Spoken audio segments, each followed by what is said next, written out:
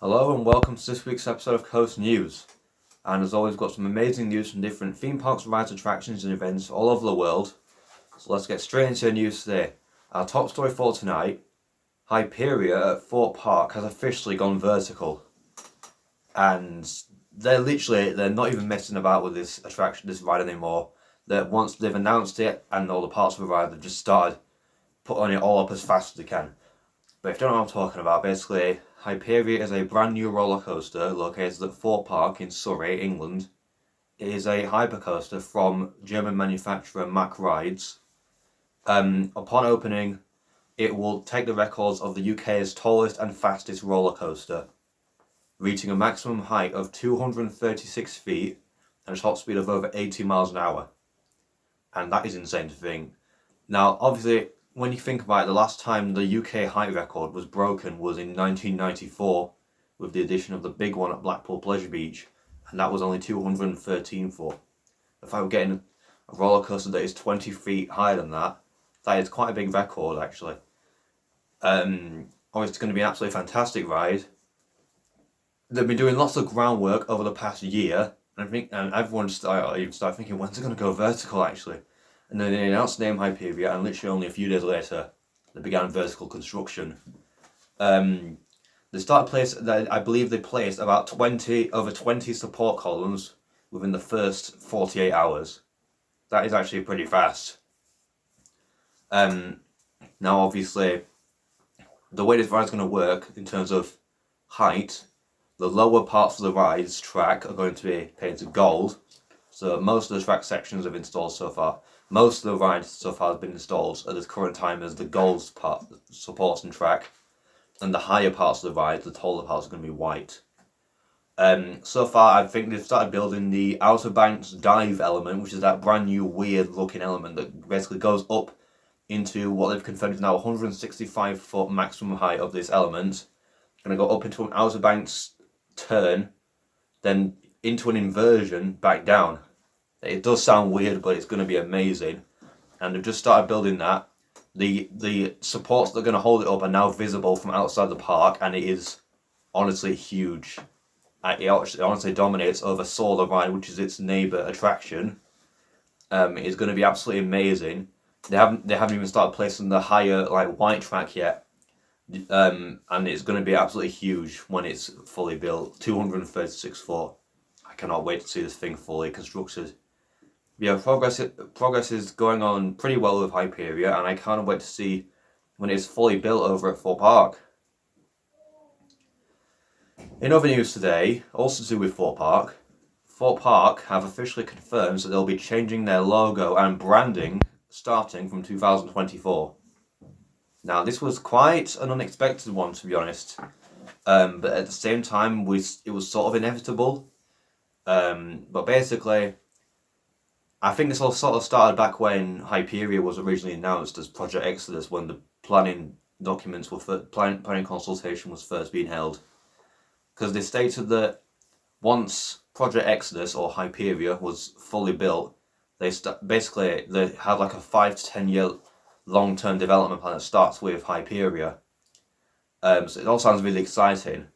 And obviously with this new master plan they've got in place, obviously by the end of it, the park is probably going to look very different than what it does now. And obviously, little did we know, in a way that includes the overall look of the branding and the iconic infinity sign logo. Now obviously, Thorpe Park have had the current logo, which they've had since 2008. It's been probably one of the most iconic logos that they've used to advertise the theme park. And recently they actually added a brand new theming piece within the Crows of Morecambe Meadow, which is their scare zone at Fright Nights. It's supposed to resemble a gravestone saying RIP Thorpe Park logo 2008 until 2023. And it's actually kind of just like a very obvious hint that the Thorpe Park logo is going to be changing next year. Now, I don't know in what way it's going to be changing, they haven't said yet, but they have said that the logo is going to change, the whole branding is going to completely change, along with when Hyperia opens. But they're still going to be called Thorpe Park, obviously. They're not going to change the theme park name. In terms of actual theming around the theme park itself, I don't think that'll change just yet. They might do some like occasional touch-ups over the winter close season whilst they're building Hyperia. But I don't think the theming will. I don't think the themes of any of the rides that are currently there will change. Just the overall like marketing, the branding of the theme park, things like that. But obviously, I probably am gonna miss the original logo because it's so like quite nostalgic actually. Because that's literally the only logo that they've had in my, or one of the only logos they've had in my lifetime. The other one was the previous one, which basically just looks similar to the current one, but done in a slightly different way. But at the same time, I'm still glad to see what new logo they've got and how they're going to advertise themselves going forward. They are still going to advertise them as a thrill capsule in the United Kingdom, but slightly different. But I cannot wait to see what the future holds for Thorpe Park. Also in the news today, Alton Towers have finally confirmed that the Retrosquad will be leaving the park after the 5th of November 2023. And we have kind of been waiting for this to come for quite a while now. Even though the Retrosquads are actually a decent group of, if you know what I'm talking about, basically the Retrosquad is a group of funfair flat rides located at Alton Towers in Staffordshire, England. They were originally introduced in 2021 with the 3 original funfair rides that actually have like a themed backstory to them. So it's not just like, they've not just taken generic funfair rides and just put them there. They've actually given like a sort of backstory to them, which sort of sounds believable actually. And it's pretty good. It's better. I mean, it's obviously they're still funfair rides, but it's better than just putting them there for no reason and not changing anything about them. But they do still go off the kind of fun fairground style aesthetic, which is a bit strange to see in Alton Towers. We haven't had that since the 80s when it was an actual, or the 60s, 70s when it was an actual fun fair. Because that was before Alton Towers became a proper theme park. But obviously it came up with the 3 original rides in 2021. That were those being Mixtape, Funk and Fly and Roller Disco. They were originally installed to help with the queue line capacity, because obviously 2021 COVID restrictions were still about, and certain like even like some indoor rides, things like Jewel, which was obviously Curse Alton Manor now, Gangster Granny, Hex, they couldn't open, so they had to do something about the queue times because the capacity was going to be a nightmare for the whole park if they didn't install something to fill in the queues that these other rides had to fill in. So obviously that was the reason it was originally installed. It was only expected to last 1 season. It's now the 3rd season of the Retrosquad since they were first installed and they're still here. Only obviously each season they've replaced one with a new flat ride. So last year Mixtape got replaced with Spin Jam, which is still there. And early this season, Roller Disco was removed, but rides sort of took its position, but in a completely different area of the park next to Spin Jam, known as Twistertron, and those are the rides that are still there along with Funk and Fly. Alton Towers recently confirmed on their social media via yet another amazingly animated video that the Retrosquad was going to be leaving after the 5th of November. You can get your final rides on it, which pretty much confirms that after this season they're never coming back. Obviously it's going to be weird. I'm kind of glad that they're going, because even though they did serve the purpose originally in 2021, I think they've kind of overstayed the welcome a little bit. We need proper, permanent, themed flat rides in Alton Towers again, because there's been a lack of those recently. So I can't wait to see what will replace them. And finally in the news today, Drayton Manor are going to be holding final rides for Shockwave in its current form from the 3rd until the 5th of November 2023. And honestly, it's going to be weird thinking that after this season, Shockwave will no longer be a stand-up roller coaster.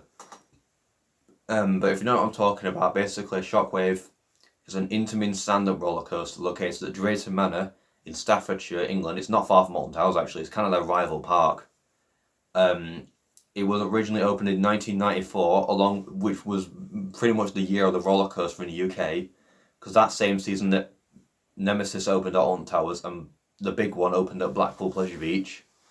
It was a huge year for theme parks in the UK.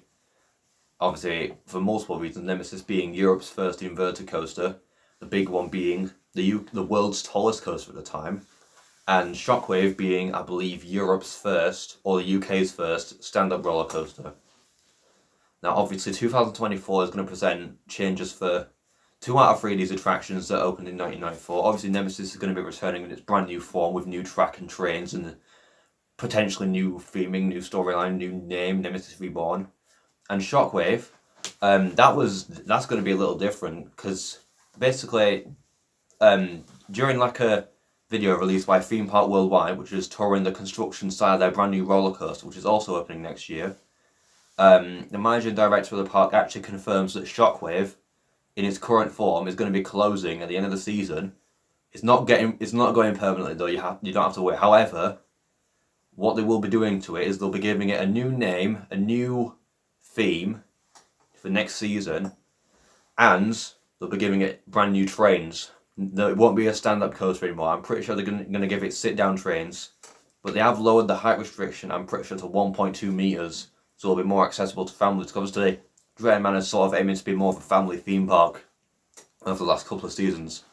Obviously, Shockwave will still be there. It'll still be a thrill ride, but more younger people will be able to ride it because it's going to be having that 1.2 metre height restriction. Obviously, I've never been to Drayton Manor, but I always wanted to. If I did, I always wanted to ride Shockwave because I've never been on a stand-up coaster, and even though I've heard that stand-up coasters are notorious for being very uncomfortable and rough, this one I just really wanted to go. I wanted to know what it felt like. This is the only one left in Europe, and it's going to be converted into a sit-down coaster. But at the same time, I'm glad that they're still going to keep the ride operating just in a different form, refreshing it, giving it something new. So I'm sad that it's going to be converted, no longer going to be a stand-up coaster, but I'm at the same time excited to see what it becomes next season. So that is it for this week's episode of Coaster News. I hope you've enjoyed it, and if you did, then please make sure to like, subscribe, and comment what you would like to see in the next video. Bye!